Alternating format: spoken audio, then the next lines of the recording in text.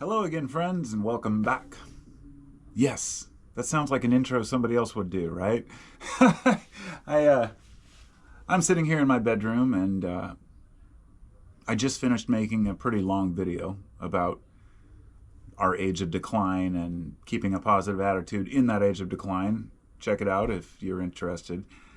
And I just, as I turned off the camera, I just had a couple ideas as my brain's still spinning that I figured I would share now because I haven't been in video mode for a while. And once I do, I'll make like 3 or 4 of them in a row because I'm just thinking and talking and talking and talking because I fucking talk all the time. And, well, on camera, but actually I'm pretty quiet at work and stuff. But I tend to be a little loud and animated when I have opinions to share. And in this question, I would like to ask, it seems like a very simple question offhand, but how do you know if you're truly happy? I should say, I guess it doesn't seem like an easy question. Maybe it seems like a complicated question, but it's a pointless question because happiness is not something that you obtain. It's not a state that you reach. And for people who believe they're unhappy, they will probably never reach the state that they think happiness is because they have a misconception of what that is. Some of the most well-off people can be extremely happy. Some of the poorest and most impoverished people can also be extremely happy. And on both extremes, they can both be miserable.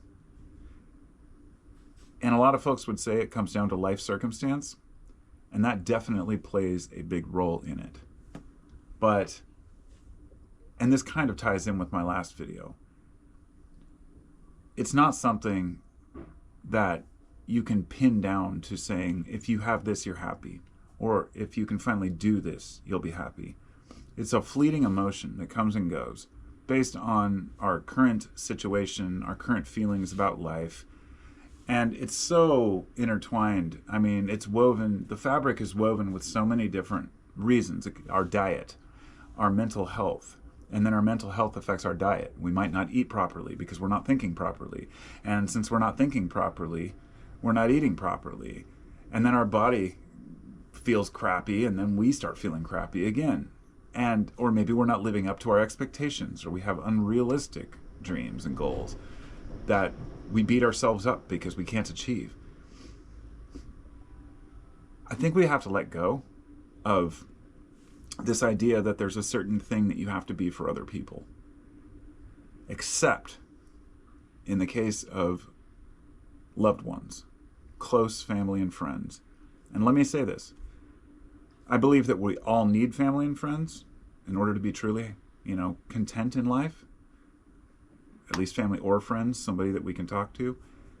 But I also believe that we can choose our family and friends. And they say you can't choose your family. Not true. Your immediate family, maybe. But if you have somebody that, treats you like crap, you can disown them as soon as you're able. If you're a kid, or a parent, you've got to raise or follow, the parent or child. But that's only till somebody's 18. If your kid sucks, then, oh well, shit happens. If your parents suck, shit happens. There's nothing worse than when somebody who's like 50 years old is blaming their parents for how they are today. I've seen that so many times. We have to be able to move on. Because if we don't let go of the past and our past feelings about others who have wronged us and problems we've had, then we cannot achieve any form of happiness because we haven't let go of the things that gave us the discomfort in the first place. So there is a balance of waking up each day and letting go of the shit of the past, but at the same time not forgetting. And that's where, I guess, forgive but not forget comes from. Forgive those who have trespassed against us, for lack of a better term. I find myself quoting scripture more and more, but only those little passages, the certain verbiage that has endured for probably long before the Bible. I mean, many of these, especially the little allegories and the stories and the metaphors, the archetypes about human nature and what really brings us joy in life. They've always told the same story. Always. Anything that has to do with happiness always leads to the same freaking conclusion. I wish I'd loved more. I wish I hadn't been so worried about money. I wish I'd been nicer to my kids or my parents or my friends. Those are the things people say on their deathbed. So if life is all about living a good life, what is more important? The delusions we create for ourselves now, thinking that we're actually happy, or being able to leave this world knowing that we've done the right thing and that we feel like we've put the most in and at least some effort. I'm not talking about, hustle culture here, like working, get everything done and keep working and you always have to be your best self. You're going to make mistakes. You're going to have bad days. You're going to have bad weeks. You're going to have bad years. Hell, you might even have a bad decade. But you can always pull out of it. And the minute you decide to get yourself out of that pit is the moment that everything starts looking up. Have you ever noticed that when you have an idea to make a big change in your life, assuming that all of you out there listening have had at least one time in your life where you said, I'm going to quit smoking, or I'm going to eat better, or I'm going to start exercising, New Year's resolution, or something otherwise. And just the thought of that and waking up the next day knowing that you've made that commitment, you feel happier? I bet all of you know exactly what I'm talking about. The thing people fear is not following through with that commitment and then feeling worse about ourselves. I would say make the commitment. Do it enough times and eventually it'll stick. Happened with me with smoking. I smoked for 25 years, cigarettes. It's the nastiest habit. It was hard to quit.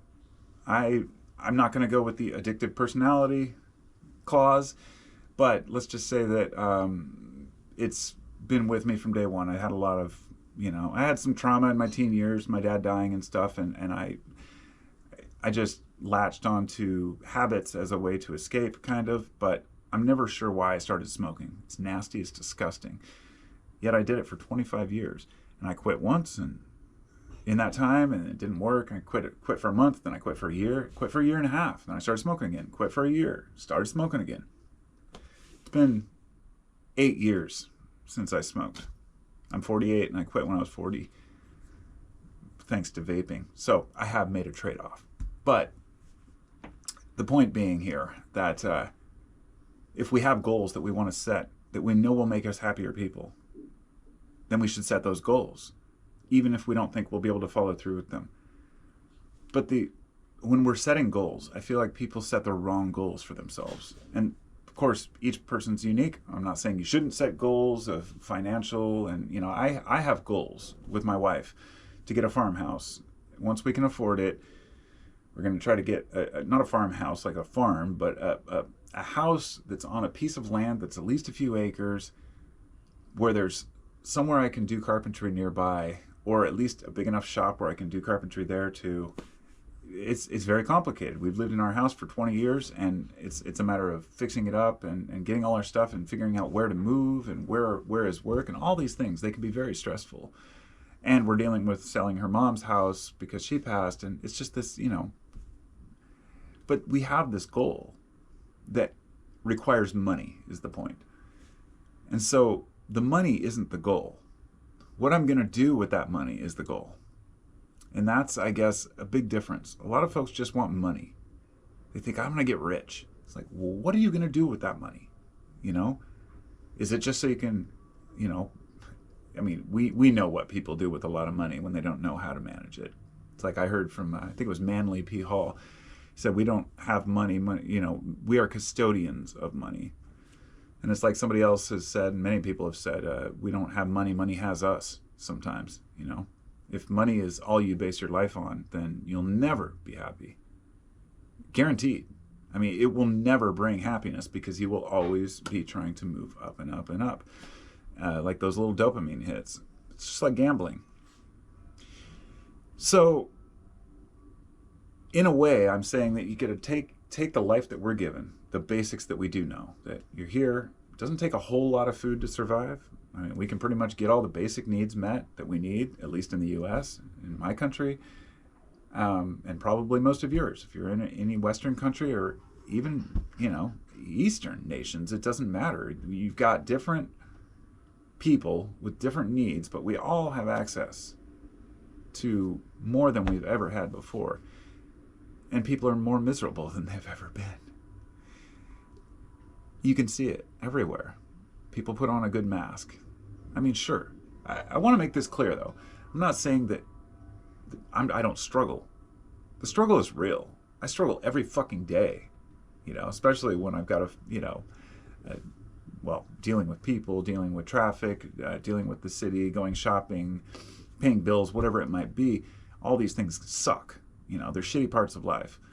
But they are parts of life. At least I'm not fighting lions and tigers and not having marauders come in and burn my village down. There are trade-offs. And that's the silver lining in my eyes, and that's what makes me happy. Even though I had a long day at work, I'll come home and sit for a minute, gather my thoughts, and then I'm myself again at any one moment. And this has helped me a lot in the past. Anytime you have something really difficult to do, just remember that once it's over, it's over. And you'll never have to do that again. And what I mean by that is that particular day will end. And when it does end, you'll be able to look back on it and say, I did it. When we're amidst the turmoil, it's very difficult to assess the rewards at the end. Look, I'm not a goal setter. I'm saying this on my own behalf as much as yours. That, making something for ourselves, setting goals, and working hard towards the things that we want will make us happy. We also have to do it with the people we love. We can't just sit around with the people we love, and we can't just work and ignore the people we love. We have to find a happy medium, because as humans, it's one of those few things I know. As humans, we're here and we desire connection to other humans. I haven't found very many exceptions to that rule. And judging by the way that the internet is utilized by most of the world, I'm guessing that most people feel the same way. And there are some people who will tell you, oh, no, I don't need people. I can do things for myself. I just want to make money, and I don't get lonely. I'm happy. Fine. Cool. Good for you. Most people, though, do desire some form of connection.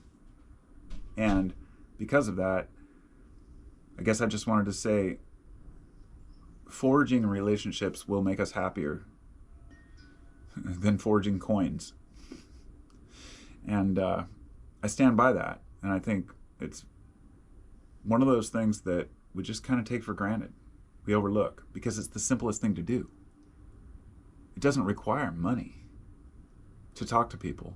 It doesn't require money to make a friend. It shouldn't, anyway.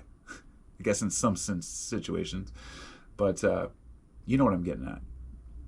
The best things in life, the things that truly make us happy, come from our own minds and our own ability to interact with other people, get ideas, relationships which can build connections, which can foster new career paths, new opportunities.